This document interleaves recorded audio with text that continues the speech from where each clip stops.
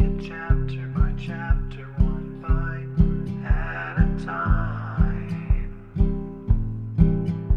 So many adventures and mountains we can climb.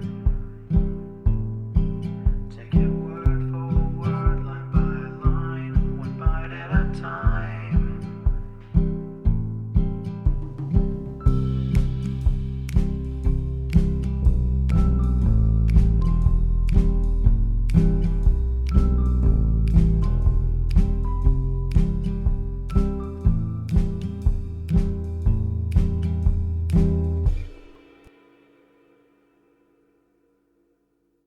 Welcome to Bite at a Time Books, where we read you your favorite classics one bite at a time. My name is Bree Carlile, and I love to read, and wanted to share my passion with listeners like you. If you want to know what's coming next and vote on upcoming books, sign up for our newsletter at biteatatimebooks.com. You'll also find our new t-shirts in the shop, including podcast shirts and quote shirts from your favorite classic novels. Be sure to follow my show on your favorite podcast platform so you get all the new episodes. You can find most of our links in the show notes. But also our website, biteatatimebooks.com, includes all of the links for our show, including to our Patreon to support the show, and YouTube, where we have special behind the narration of the episodes. We're part of the Bite at a Time Books Productions Network. If you'd also like to hear what inspired your favorite classic authors to write their novels, and what was going on in the world at the time, check out the Bite at a Time Books Behind the Story podcast, wherever you listen to podcasts. Please note, while we try to keep the text as close to the original as possible, some words have been changed to honor the marginalized communities who've identified the words as harmful, and to stay in alignment with Bite at a Time Books' brand values. Today we'll be continuing The Life and Adventures of Robinson Crusoe by Daniel Defoe. Chapter 19. Return to England. Having done all this, I left them the next day and went on board the ship. We prepared immediately to sail, but did not weigh that night. The next morning early, 2 of the 5 men came swimming to the ship's side and, making the most lamentable complaint of the other 3, begged to be taken into the ship for God's sake, for they should be murdered, and begged the captain to take them on board, though he hanged them immediately. Upon this, the captain pretended to have no power without me, but after some difficulty and after their solemn promises of amendment, they were taken on board, and were some time after soundly whipped and pickled, after which they proved very honest and quiet fellows. Some time after this, the boat was ordered on shore, the tide being up with the things promised to the men, to which the captain, at my intercession, caused their chests and clothes to be added, which they took, and were very thankful for. I also encouraged them by telling them that if it lay in my power to send any vessel to take them in, I would not forget them. When I took leave of this island, I carried on board for relics the great goatskin cap I had made, my umbrella, and one of my parrots. Also, I forgot not to take the money I formerly mentioned, which had lain by me so long useless that it was grown rusty or tarnished, and could hardly pass for silver till it had been a little rubbed and handled, as also the money I found in the wreck of the Spanish ship. And thus I left the island.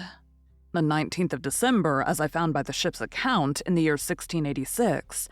after I'd been upon it 28 years, 2 months and 19 days, being delivered from the second captivity the same day of the month that I first made my escape in the longboat from among the Moors of Sallee. In this vessel, after a long voyage, I arrived in England the 11th of June in the year 1687, having been 35 years absent. When I came to England, I was as perfect a stranger to all the world as if I had never been known there. My benefactor and faithful steward, whom I had left my money in trust with, was alive,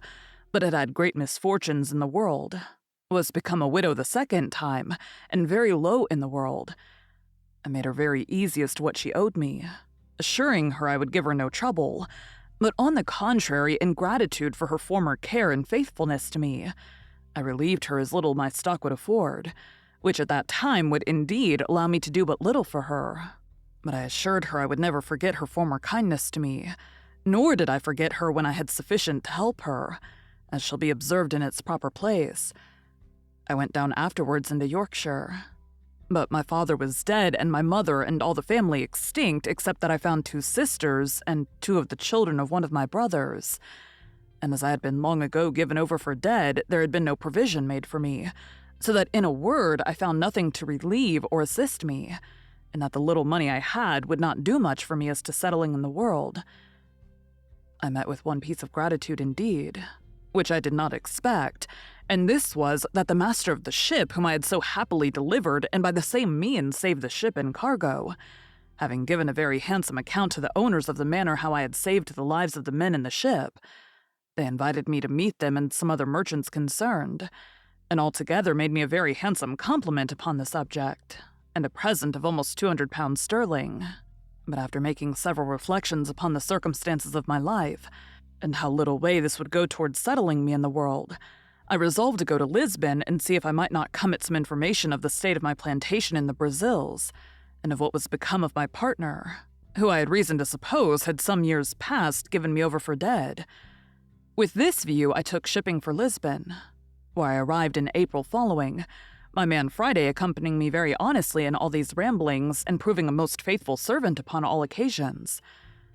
When I came to Lisbon, I found out by inquiry and to my particular satisfaction, my old friend, the captain of the ship who first took me up at sea off the shore of Africa. He was now grown old, and had left off going to sea, having put his son, who was far from a young man, into his ship, and who still used the Brazil trade. The old man did not know me, and indeed I hardly knew him, but I soon brought him to my remembrance, and as soon brought myself to his remembrance when I told him who I was. After some passionate expressions of the old acquaintance between us, I inquired, you may be sure, after my plantation and my partner. The old man told me he had not been in the Brazils for about 9 years, but that he could assure me that when he came away my partner was living, but the trustees whom I had joined with him to take cognizance of my part were both dead. And that, however, he believed I would have a very good account of my improvement of the plantation, for that upon the general belief of my being cast away and drowned, my trustees had given in the account of the produce of my part of the plantation to the procurator fiscal, who had appropriated it, in case I never came to claim it, 1/3 to the king and 2/3 to the monastery of St. Augustine, to be expended for the benefit of the poor and for the conversion of the Indians to the Catholic faith, but that if I appeared or anyone for me to claim the inheritance, it would be restored, only that the improvement or annual production being distributed to charitable uses could not be restored. But he assured me that the steward of the king's revenue from lands and the providor or steward of the monastery had taken great care all along that the incumbent, that is to say my partner, gave every year a faithful account of the produce of which they had duly received my moiety. I asked him if he knew to what height of improvement he had brought the plantation, and whether he thought it might be worth looking after, or whether on my going thither I should meet with any obstruction to my possessing my just right in the moiety. He told me he could not tell exactly to what degree the plantation was improved, but this he knew, that my partner was grown exceedingly rich upon the enjoying his part of it, and that to the best of his remembrance he had heard that the king's third of my part, which was, it seems, granted away to some other monastery or religious house, amounted to above 200 moidores a year, that as to my being restored to a quiet possession of it, there was no question to be made of that. My partner being alive to witness my title, and my name being also enrolled in the register of the country, also he told me that the survivors of my 2 trustees were very fair, honest people, and very wealthy, and he believed I would not only have their assistance for putting me in possession, but would find a very considerable sum of money in their hands for my account, being the produce of the farm while their fathers held the trust, and before it was given up as above, which, as he remembered, was for about 12 years. I showed myself a little concerned and uneasy at this account, and inquired of the old captain how it came to pass that the trustees should thus dispose of my effects, when he knew that I had made my will and had made him, the Portuguese captain, my universal heir. He told me that was true, but that as there was no proof of my being dead, he could not act as executor until some certain account should come of my death, and besides, he was not willing to intermeddle with a thing so remote, that it was true he had registered my will and put in his claim, and could he have given any account of my being dead or alive,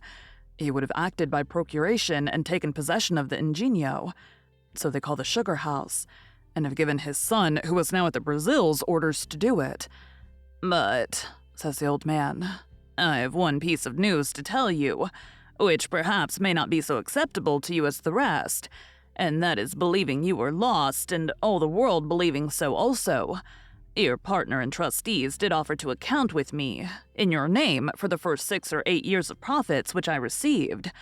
There being at that time great disbursements for increasing the works, building an ingenio, and buying slaves. It did not amount to near so much as afterwards it produced. However," says the old man, "I shall give you a true account of what I've received in all, and how I've disposed of it." After a few days' further conference with this ancient friend, he brought me an account of the first 6 years' income of my plantation, signed by my partner and the merchant trustees, being always delivered in goods, tobacco in roll and sugar in chests, besides rum and molasses, which is the consequence of a sugar work. And I found by this account that every year the income considerably increased. But as above, the disbursements being large, the sum at first was small. However, the old man let me see that he was debtor to me 470 moidures of gold, besides 60 chests of sugar and 15 double rolls of tobacco, which were lost in his ship. He having been shipwrecked coming home to Lisbon, about 11 years after my having the place. The good man then began to complain of his misfortunes, and how he had been obliged to make use of my money to recover his losses and buy him a share in a new ship. "However, my old friend," says he, "you shall not want a supply in your necessity, and as soon as my son returns you shall be fully satisfied." Upon this he pulls out an old pouch and gives me 160 Portugal moidures in gold, and giving the writings of his title to the ship which his son was gone to the Brazils in, of which he was quarter part owner, and his son another. He puts them both into my hands for security of the rest.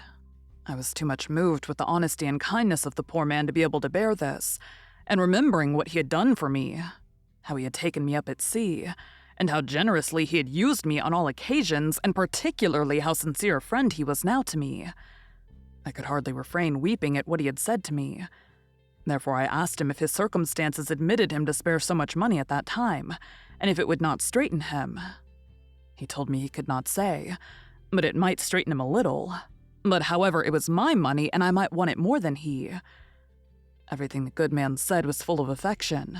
and I could hardly refrain from tears while he spoke. In short, I took 100 of the moidures, and called for a pen and ink to give him a receipt for them. Then I returned him the rest, and told him if ever I had possession of the plantation, I would return the other to him also, as indeed I afterwards did, and that as to the bill of sale of his part in his son's ship, I would not take it by any means, but that if I wanted the money, I found he was honest enough to pay me, and if I did not, but came to receive what he gave me reason to expect, I would never have a penny more from him. When this was passed, the old man asked me if he should put me into a method to make my claim to my plantation. I told him I thought to go over to it myself. He said I might do so if I pleased, but that if I did not, there were ways enough to secure my right, and immediately to appropriate the profits to my use. And as there were ships in the river of Lisbon just ready to go away to Brazil, he made me enter my name in a public register with his affidavit, affirming upon oath that I was alive, and that I was the same person who took up the land for the planting the said plantation at first. This being regularly attested by a notary and a procuration affixed, he directed me to send it, with a letter of his writing to a merchant of his acquaintance at the place, and then proposed my staying with him till an account came of the return. Never was anything more honorable than the proceedings upon this procuration, for in less than 7 months I received a large packet from the survivors of my trustees, the merchants, for whose account I went to sea, in which were the following particular letters and papers enclosed. First, there was the account current of the produce of my farm or plantation, from the year when their fathers had balanced with my old Portugal captain, being for 6 years. The balance appeared to be 1,174 moidures in my favor. Secondly, there was the account of 4 years more while they kept the effects in their hands, before the government claimed the administration as being the effects of a person not to be found, which they called civil death, and the balance of this. The value of the plantation increasing amounted to 19,446 cruzados, being about 3,240 moidures. Thirdly, there was the prior of St. Augustine's account, who had received the profits for above 14 years. but not being able to account for what was disposed of by the hospital, very honestly declared he had 872 more jurs not distributed, which he acknowledged to my account, as to the king's part that refunded nothing. There was a letter of my partner's congratulating me affectionately upon my being alive,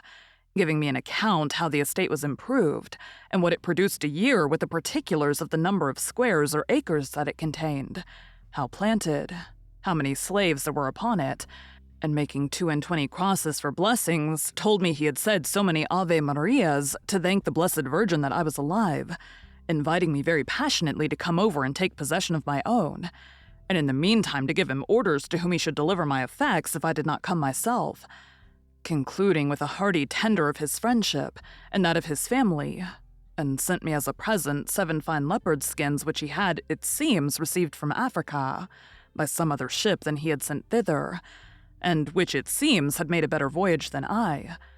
He sent me also 5 chests of excellent sweetmeats, and 100 pieces of gold uncoined, not quite so large as moidures. By the same fleet, my 2 merchant trustees shipped me 1,200 chests of sugar, 800 rolls of tobacco, and the rest of the whole account in gold. I might well say now indeed that the latter end of Job was better than the beginning. It is impossible to express the flutterings of my very heart when I found all my wealth about me. For as the Brazil ships come all in fleets, the same ships which brought my letters brought my goods, and the effects were safe in the river before the letters came to my hand. In a word, I turned pale and grew sick, and had not the old man run and fetched me a cordial, I believe the sudden surprise of joy had overset nature, and I had died upon the spot. Nay, after that I continued very ill, and was so some hours till a physician being sent for, and something of the real cause of my illness being known, he ordered me to be let blood, after which I had relief and grew well. But I verily believe if I had not been eased by a vent given in that manner to the spirits, I should have died. I was now master, all on a sudden, of above 5,000 pounds sterling in money, and had an estate, as I might well call it, in the Brazils of above 1,000 pounds a year, as sure as an estate of lands in England. And in a word, I was in a condition which I scarce knew how to understand or how to compose myself for the enjoyment of it. The first thing I did was to recompense my original benefactor, my good old captain who had been first charitable to me in my distress, kind to me in the beginning and honest to me at the end.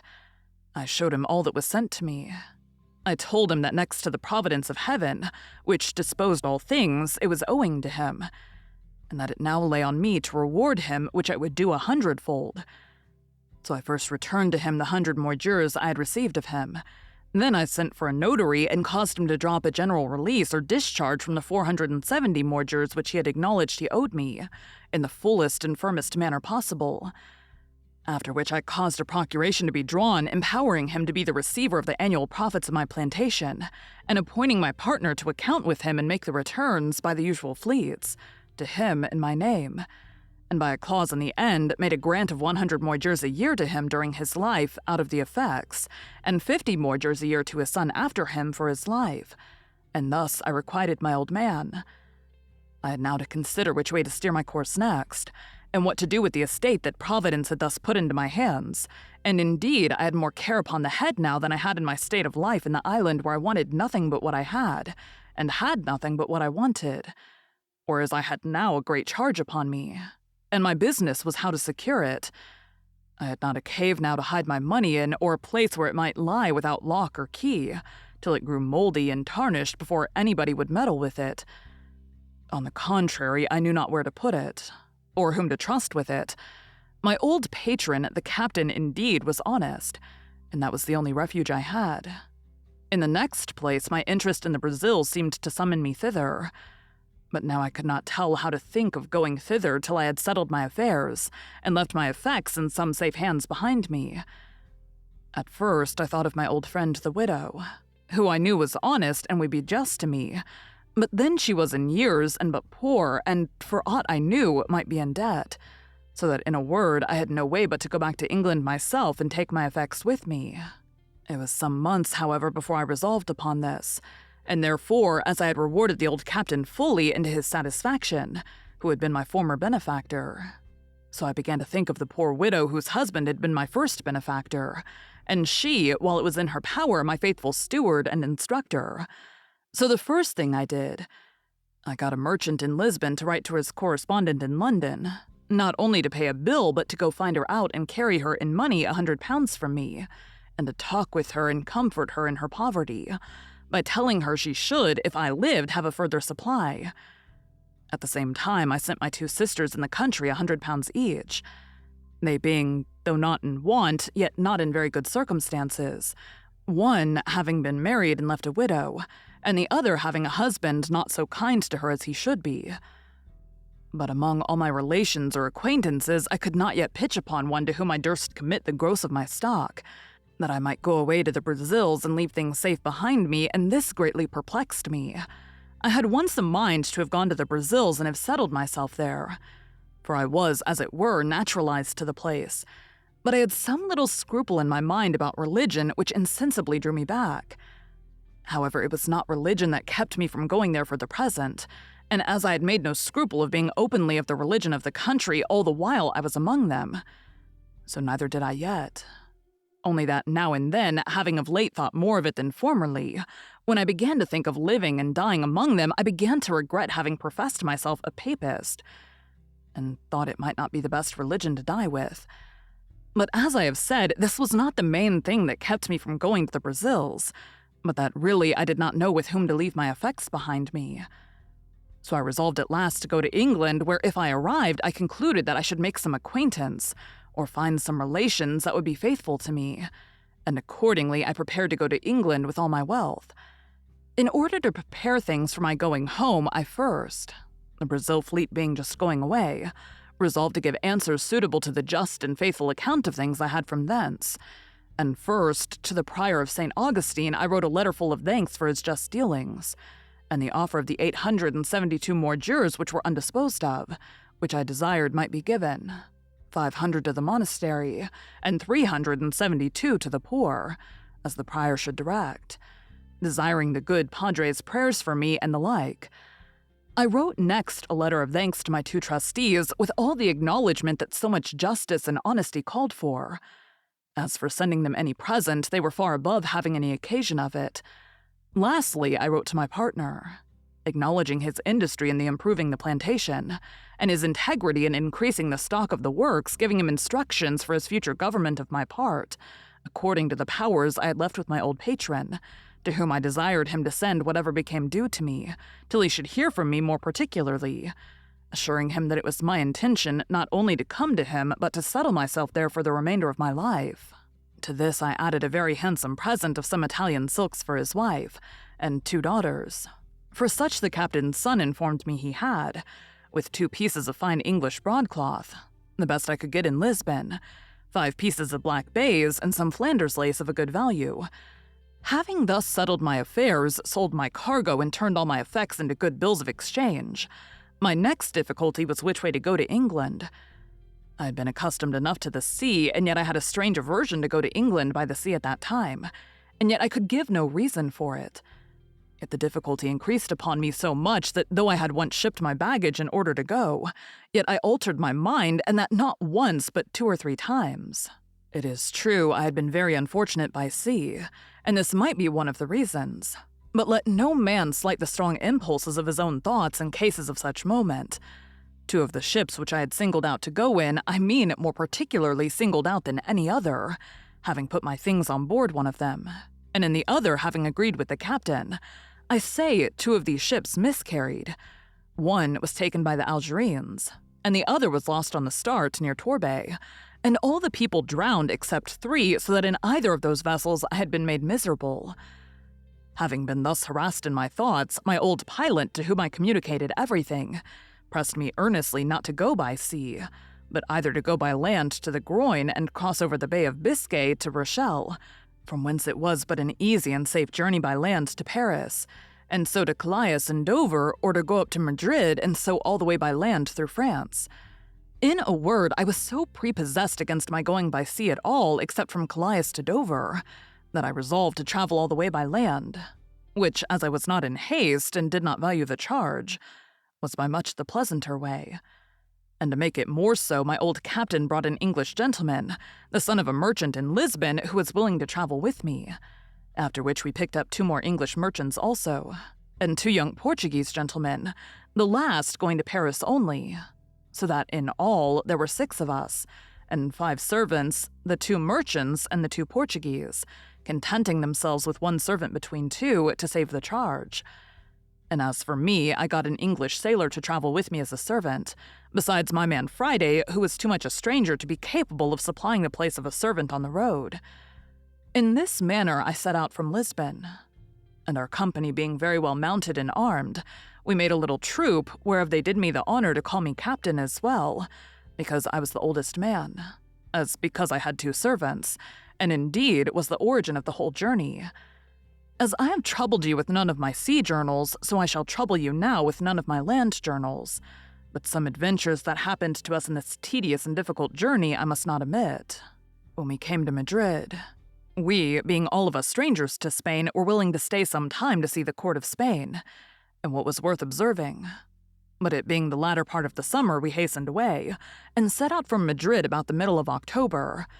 But when we came to the edge of Navarre, we were alarmed at several towns on the way with an account that so much snow was falling on the French side of the mountains,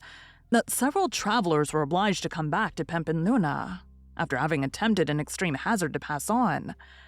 When we came to Pampeluna itself, we found it so indeed,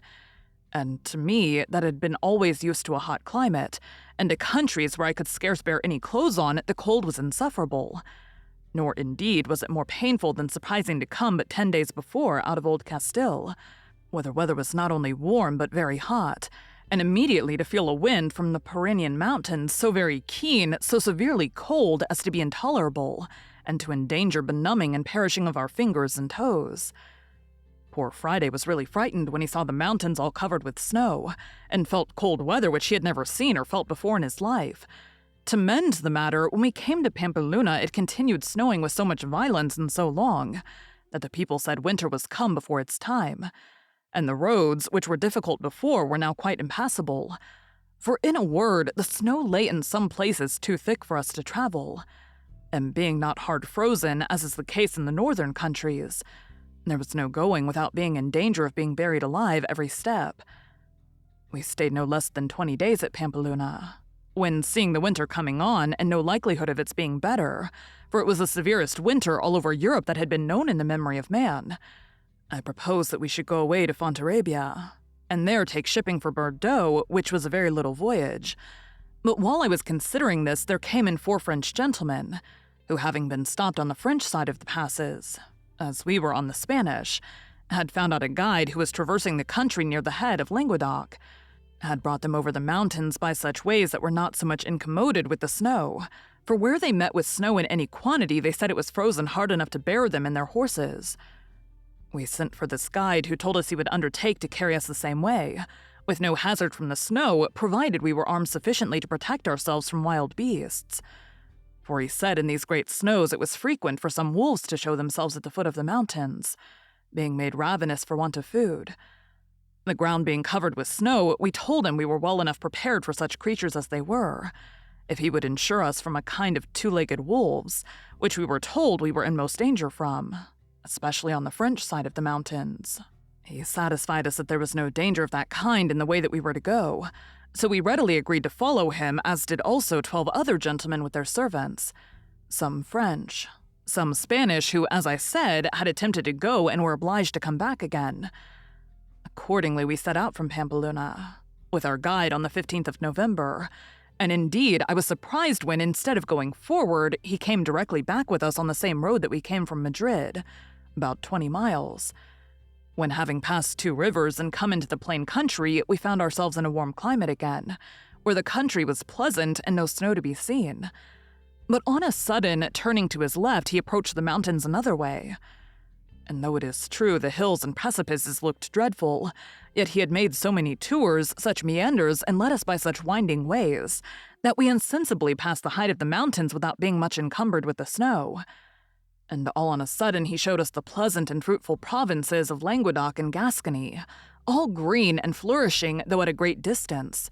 and we had some rough way to pass still. We were a little uneasy, however, when we found it snowed one whole day and a night so fast that we could not travel, but he bid us be easy. We should soon be past it all. We found indeed that we began to descend every day and to come more north than before, and so depending upon our guide, we went on. It was about 2 hours before night when our guide, being something before us and not just in sight, out rushed 3 monstrous wolves and after them a bear from a hollow way adjoining to a thick wood. 2 of the wolves made it the guide,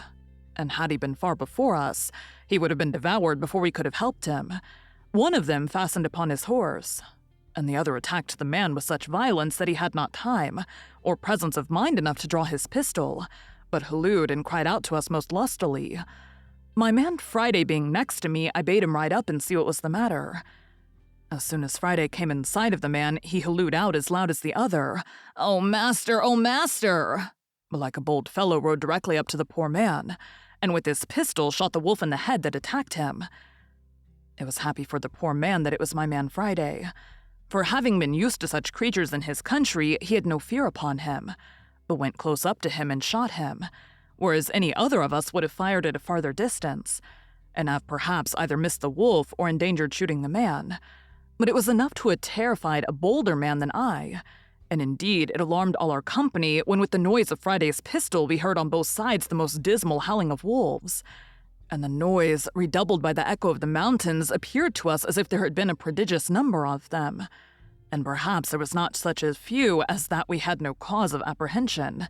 However, as Friday had killed this wolf, the other that had fastened upon the horse left him immediately, and fled without doing him any damage, having happily fastened upon his head where the bosses of the bridle had stuck in his teeth. But the man was most hurt, for the raging creature had bit him twice, once in the arm and the other time a little above his knee. And though he had made some defense, he was just tumbling down by the disorder of his horse, when Friday came up and shot the wolf.